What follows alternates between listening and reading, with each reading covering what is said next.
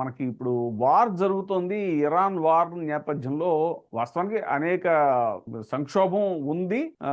కేంద్రం కూడా ఏంటంటే కొంచెం కంట్రోల్‌గా ఉండాలి అన్ని విషయాల్లో. ఎల్‌పీజీ కొరత అనేటువంటిది ముఖ్యంగా కమర్షియల్ వీటికి హోటల్స్‌కి వాటికి కమర్షియల్ కొరత ఉంది. కానీ డొమెస్టిక్‌గా ఎలాంటి ఇబ్బందులు లేవు ఎల్‌పీజీ అని చెప్తోంది. ఒక పక్క పెట్రోల్ ప్రైస్‌లు కూడా అనుకోకుండా హైక్ అవ్వటం.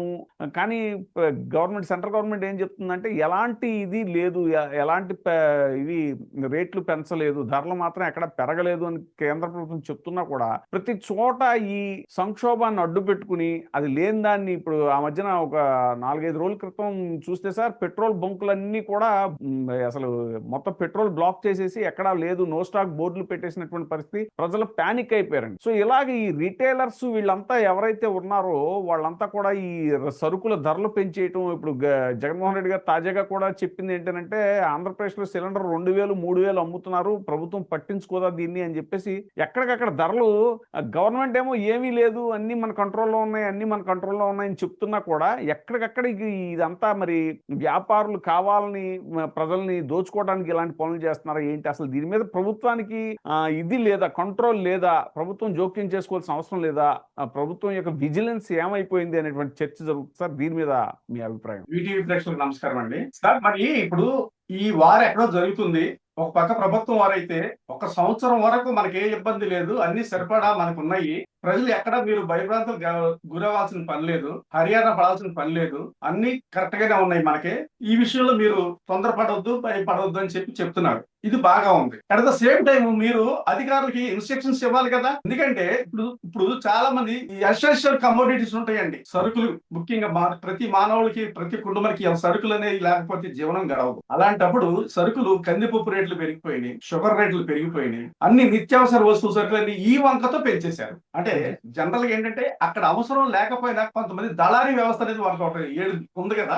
ఆ దళారీ వ్యవస్థ చేసే ఈ జిమ్మిక్ల వల్ల ఇప్పుడు ప్రజలు నానా ఇబ్బందులు పడుతున్నారు. ఒక పక్కేమో ప్రభుత్వం వారు ఏ కొరత లేదు అని చెప్తారు, బాగానే ఉంది. వాటి కింద స్థాయిలో గ్రౌండ్ లెవెల్లో ఆ వాతావరణం లేదు. అది మీరు కంట్రోల్ చేసుకుంటూ, అజమాయిషీ చేసుకుంటూ మీరేం చేయాలి? మీ దగ్గర ఉన్న అధికారులు ఎవరైతే ఉన్నారో, పౌర సరఫరాల శాఖ అధికారులు ఉంటారు ప్రతి జిల్లాకి. మరి వీళ్ళకి ఇన్స్ట్రక్షన్స్ ఇచ్చారా?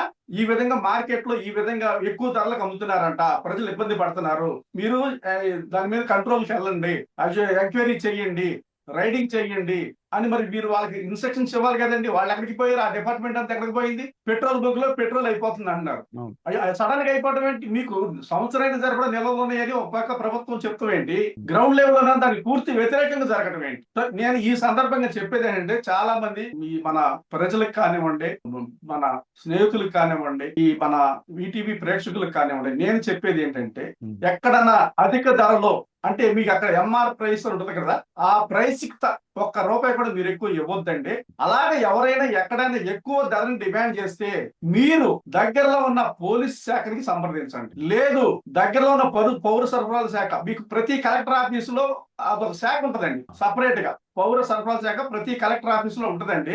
దయచేసి వాళ్ళని సంప్రదించండి. మీకు కావాలంటే వాళ్ళకి టోల్ ఫ్రీ నెంబర్ కూడా ఈ రోజు నేను మీకు మన మీడియా ద్వారా మీకు వాళ్ళకి ఇవ్వాలనుకున్నాను.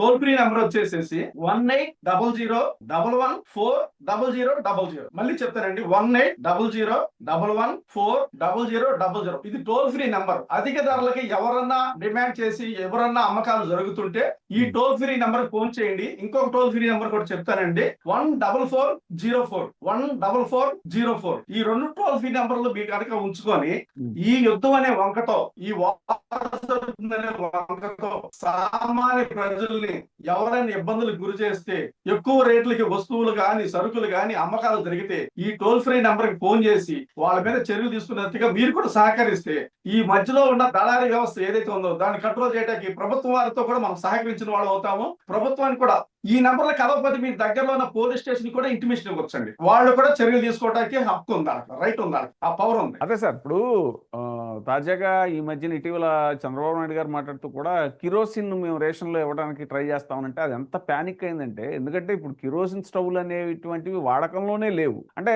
నేతలు, ముఖ్యమైనటువంటి అధినేతలు, గవర్నమెంట్ హెడ్స్ ఎవరైతే ఉన్నారో వాళ్ళు కూడా, అలాగే మోడీ గారు మాట్లాడిన దాంట్లోంచి లాక్డౌన్ అనే పదం ఏదో వచ్చినప్పుడు అది చాలా ప్యానిక్ అయిపోయారు. అయిపోయారు జనం, అమ్మో మళ్ళీ లాక్డౌన్ వస్తా అని. ఇలాంటివి ఎందుకు అలాగా, అలాంటి ఒక హింట్ ఇచ్చినట్టు అనుకోవాలా, ఒక ఫీలర్ అనుకోవాలా, ఏమనుకోవాలి అనేటువంటి కన్ఫ్యూజన్ కూడా క్రియేట్ అవుతుంది సార్. ఇక్కడ ఏమవుతుందంటే అండి, పరిపాలన దక్షత లేనప్పుడు ఇలాంటి మాటలు బయటకు వస్తాయి. పరిపాలన దక్షత ఉండాలి ఫస్ట్. అంటే వాళ్ళ మీద వాళ్ళకి క్లారిటీ లేదు. మీరు కిరోసిన్ ఇస్తే పొయ్యిలు ఎవడు ఇస్తాడండి? పొయ్యిలో ఎక్కడి నుంచి తెచ్చుకోవాలి ప్రజలు? సడన్ గా కిరోసిన్ ఇస్తావా? ఇందాక కిరోసిన్ లేదు, సడన్ గా కిరోసిన్ ఇస్తే మేము పొయ్యిలు ఎక్కడి నుంచి తెచ్చుకోవాలి? అంటే ఇండైరెక్ట్ గా మీరు ప్రజల్ని భయప్రాంతం గురి చేస్తున్నారా? గ్యాస్ లేదని చెప్తున్నారా? మీ ఉద్దేశం ఏంటన్నది ప్రజలు చాలా కన్ఫ్యూజన్ లో ఉన్నారు ఈ రోజున. అలాంటి స్టేట్మెంట్లు ఇవ్వకూడదు కదా. ఒక పక్క మోడీ గారేమో సంవత్సరం వరకు మీకు ఏ ఇబ్బంది లేదని ప్రధానమంత్రి గారు చెప్తారు, ఒక పక్క ముఖ్యమంత్రి గారేమో మీకు కిరోసిన్ ఏర్పాటు చేస్తాను అంటారు. ఈ కాంట్రడిక్షన్స్ ఏంటండి రెండు స్టేట్మెంట్ల మధ్య? మీరంతా ఒకటే గవర్నమెంట్ కదా, కలిసే పనిచేస్తున్నారు కదా. మరి ఇలాంటప్పుడు మీరు కనీసం ఒకరికి పొంతం లేని స్టేట్మెంట్లు ఇచ్చి ప్రజల్ని ఇలాగ మీరు కన్ఫ్యూజ్ చేయొచ్చా రాష్ట్ర ప్రజల్ని? చంద్రబాబు నాయుడు గారు సంక్షోభాన్ని నేను అవకాశంగా మార్చుకుంటాను అని పదే పదే చెప్తూ ఉంటారు. హుదూద్ తుఫాను, తిత్లీ తుఫాను, ఇవన్నీ ఆయన హ్యాండిల్ చేసిన తీరు కానీ అవన్నీ కూడా చాలా గొప్పగా ప్రొజెక్ట్ చేస్తారు వాళ్ళ అనుకూల మీడియా అనేటువంటిది. మరి ఎందుకో ఇప్పుడు ఈ వార్ సంక్షోభం టైంలో మాత్రం ఆయన ఎక్కువగా జనాలను మోటివేట్ చేయటం అవి జరగట్లేదు. మరి ఏంటంటారు కారణం? ఆయన దీని మీద పెద్దగా మాట్లాడట్లేదు. తర్వాత ఏంటంటే ఒక భరోసా ఇవ్వట్లేదు, ఏమి జరగట్లేదు, మీరు ధైర్యంగా ఉండడానికి భరోసా ఇవ్వట్లేదు. క్షేత్రస్థాయిలో మాత్రం అన్ని రేట్లు పెరిగిపోవడం ఇవన్నీ జరుగుతున్నాయి. పప్పులు ఉప్పులు కూడా అన్ని పెరిగిపోయింది కదా సార్. నూనె కూడా దాదాపు 50 రూపాయల పైన పెరిగిపోయిందని మొన్న జగన్మోహన్ రెడ్డి గారు కూడా చెప్తున్నారు. మరి ఎందుకని చంద్రబాబు నాయుడు గారు ఇప్పుడు ఈ వార్ విషయంలో ఎక్కువ దీన్ని ఇది చేయట్లేదు అనేటువంటిది ఎలా చూడాలి? సరే, ఇప్పుడు ఎక్కడో యుద్ధం జరుగుతుంది, మనకి ఏదన్నా జరిగిపోద్దని ప్రజలు భయభ్రాంతులతో ఉన్నారు. ఈ సమయంలో దీన్నే అవకాశంగా తీసుకొని కొంతమంది ఈ దళారులు ఎవరైతే ఉన్నారో అవసరం లేకపోయినా హైప్ క్రియేట్ చేసి నిత్యావసర సరుకుల మీద ఏ విధంగా ఇల్లీగల్ గా వాళ్ళు హై ప్రైస్ కి సేల్ చేయడం జరుగుతుంది. ఇవన్నీ మనం చూస్తున్నాం. పెట్రోల్ బంకుల్లో క్యూలు కడుతున్నారు, గ్యాస్ బండ్లు దొరకట్లేదని చెప్తున్నారు. ఈ విధంగా ఒక ఆర్టిఫిషియల్ గా ఒక హైప్ క్రియేట్ చేస్తున్నారు, క్రైసిస్ క్రియేట్ చేస్తున్నారు. ఈ సమయంలో ఇప్పుడు ఒక ముఖ్యమంత్రి స్థాయి వ్యక్తి ప్రజలకి ధైర్యాన్ని ఇవ్వాలండి, భరోసా ఇవ్వాలి. ఈ క్రిటికల్ పొజిషన్ లో ప్రజలు ఉన్నప్పుడు ఏం జరుగుతుందో కొంచెం వాళ్ళ భయభ్రాంతులకి గురవుతూ ఉంటారు. అక్కడ యుద్ధం జరుగుతుందంట, ఇక్కడ మనకి సరుకులు ఇబ్బంది పడతాయంట, గ్యాస్ దొరకదంట, పెట్రోల్ దొరకదంట అని చెప్పేసి ప్రజలు కొంచెం భయానికి లోనవుతూ జరుగుతూ ఉంటారు ఇట్లా జనరల్ గా. అలాంటప్పుడు ప్రభుత్వం ఒక భరోసా ఇవ్వాలి. అక్కడ అటువంటిది ఏమీ లేదు. ప్రధానమంత్రి గారు ఆల్రెడీ చెప్పారు, మన దగ్గర అన్ని లెవెల్లో సమృద్ధిగా ఉన్నాయి, సంవత్సరం వరకు కూడా మనకు ఎటువంటి ఇబ్బంది జరగదు అని ఆయన ఒక పక్క చెప్తుంటే, ఇక్కడ మీరు కిరోసిన్ ఇస్తానంటే దాని అర్థం ఏంటండి? ప్రజల్ని కన్ఫ్యూజన్ లో పెట్టడమే కదా. మీరు ఎక్స్‌ప్లాయిట్ చేస్తున్న వ్యాపారులు ఎవరైతే ఉన్నారో వాళ్ళ మీద ఎలాంటి చర్యలు తీసుకునే అవకాశం లేదు? దానికి మంచి ఇప్పుడు గొప్ప ఏజెన్సీలు ఉన్నాయండి రాష్ట్ర ప్రభుత్వానికి. ఇప్పుడు ఈ ఎసెన్షియల్ కమోడిటీ యాక్ట్ ప్రకారము ఏ ప్రైస్ కూడా ఆ దాని మీద పెట్టిన ధర తప్ప ఒక్క నయా పైసా కూడా ఎక్కువ అమ్మకూడదు, ఒక్క సింగిల్ పైసా కూడా ఎక్కువ అమ్మకూడదు. కానీ మీరు జనాల్లో అవేర్నెస్ క్రియేట్ చేయాలి ఫస్ట్. మీకు ఎక్కడైనా ఎవరైనా అధిక రేట్లకు మీరు సరుకులు అమ్మినా, గ్యాస్ అమ్మినా, లేదా పెట్రోల్ అమ్మినా, ఇంకేదో అమ్మినా సరే మీరు మాకు ఇదిగో ఈ నెంబర్ కి ఫోన్ చేయండి, లేదా ఈ అధికారులకు సంప్రదించండి, ఈ విధంగా చెయ్యండి అని మీరు ప్రజలకి ఒక భరోసాని ఇవ్వాలి. అది ఇచ్చేసిన పోయి అది కాకుండా మీరు ఏం చేస్తున్నారండి? కిరోసిన్ సప్లై చేస్తారన్నారు, పొయ్యిలు ఎవరు సప్లై చేస్తారు? మరి చూడాలి కదా, కిరోసిన్ పొయ్యిలు కూడా ఇవ్వాలి కదా. అంటే మీ ఇండైరెక్ట్ గా మీరు ఏ సిగ్నల్స్ ఇస్తున్నారు? గ్యాస్ దొరకదని చెప్తున్నారా?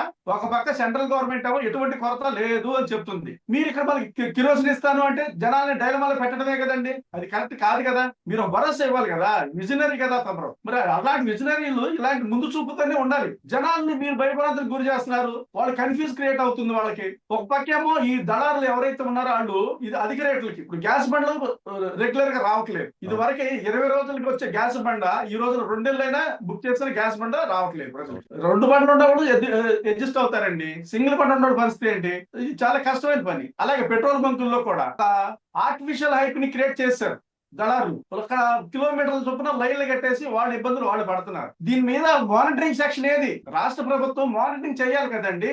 మీకు మంచి మంచి ఏజెన్సీలు ఉన్నాయి, పోలీసు వారు ఉన్నారు, ఇప్పుడు పౌర సరఫరాల శాఖ సంబంధించిన వాళ్ళందరూ ఉన్నారు, స్టాఫ్ ఉన్నారు. ప్రతి కలెక్టర్ ఆఫీసులో మీకు పౌర సరఫరాల శాఖకు సంబంధించిన ఒక వింగ్ ఉంటుంది. ఏదైనా కంప్లైంట్స్ ఉంటే అక్కడ కంప్లైంట్స్ ఇవ్వడానికి మీరు ప్రజలకు ఎప్పుడన్నా చేశారా? మీడియా ద్వారా కానీ, టోల్ ఫ్రీ నెంబర్ మీడియా ద్వారా కానీ, ఎలక్ట్రానిక్ మీడియా ద్వారా కానీ ఒక నెంబర్ ఇచ్చి, టోల్ ఫ్రీ నెంబర్ ఇచ్చి, ఇదిగో మీకు ఎవరైనా ఇబ్బంది పెడితే అధిక రేట్లకి ఎవరైనా అమ్ముతుంటే మీకు దొరకాల్సిన ఇంటైలో దొరకకపోతే గ్యాస్ గానీ ఇంకోటి గానీ ఇదిగో ఈ నెంబర్ కి ఫోన్ చేయండి, లేదా ఈ ఆఫీస్ ని అప్రోచ్ అవ్వండి, ఈ అధికారులను సంప్రదించండి అని మీకు రాష్ట్ర ప్రభుత్వం ఒక భరోసా ఇవ్వాలి కదా ప్రజలకి. అలాంటి ఏం ఇవ్వకుండా నేను కిరోసిన్ ఇస్తానంటే ఇంకా ప్యానిక్ అయిపోయింది. ఏం అర్థం కావట్లేదు. ఇది చాలా కరెక్ట్ అయిన విషయం కాదండి. ప్రజలు కన్ఫ్యూజన్ లో ఉన్నారు. దయచేసి ముందు రాష్ట్ర ప్రభుత్వం ఆ కన్ఫ్యూజన్ ని క్రియేట్ చేసే వాళ్ళందరూ ఎవరైతే ఉన్నారో వాళ్ళందరినీ పనిష్ చేయండి. ఇంకొకటి, ఇప్పుడు నేను ప్రజలకు చెప్పేది ఏంటంటే, మీకు అధిక ధరలకి ఎవరన్నా ఏదైనా అమ్మితే ఉప్పు, పప్పు, బెల్లం, షుగర్, మీ పచారీ సరుకులు ఎవరైనా సరే మా దాని మీద ప్రైస్ ఉంటుందండి. ఆ ధర ఎంతైతే ఉందో అంత మాత్రమే చెల్లించండి, అంతమించి ఏమి చెల్లించవద్దు.